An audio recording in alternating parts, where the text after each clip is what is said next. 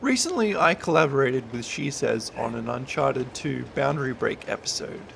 Now, I had originally recorded more footage for the train level because a lot of people requested it, but unfortunately, She Says didn't really show much of that footage, and I wanted to explain exactly how this complicated level works. Now, unfortunately, that means you have to listen to my voice. But I'm going to try and explain some things about how this level works and little secrets and stuff. Now, the biggest question is, how does the train keep continually moving through an environment, or the environment? Well, the most simple answer is it's on a giant looping track. Now, the whole track isn't loaded at once. It loads half of it while you're in it, and then the other half when you're in that one.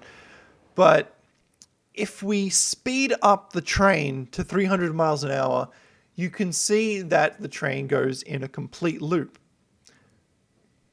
And even more funny, you can tell it's a loop because if you watch it in really fast motion, you'll see that Nathan Drake's shadow does a full 360 rotation around his body as he goes around the loop, which makes absolutely no sense in the game's illusion of moving in one direction through an environment.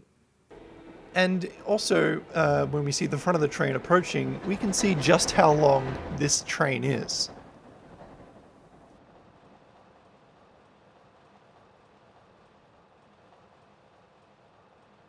But Freako, you ask, how does the train move into a different environment? Well, the simple answer is camera tricks. Basically, here's how I can explain it. Eventually, you reach this train car. Now, you'll notice that it has really high sides, and they use these high sides to mask the area change and also a static camera. So if you look at this segment here where he opens the door from a different angle, you'll see the train just into a different environment. Then it does the train car crash segment and it transfers you into a tunnel map.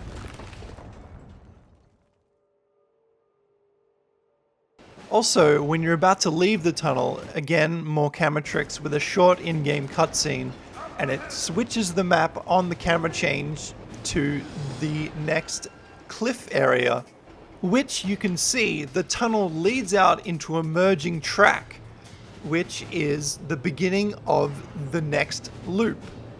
So here's a zoom out so you can see the gigantic looping cliff area.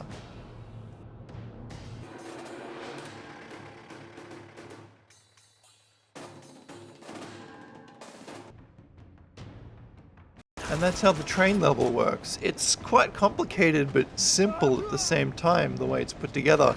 But either way, it's very interesting, and hopefully you guys enjoyed it. And I'll see you guys later for more debug goodness.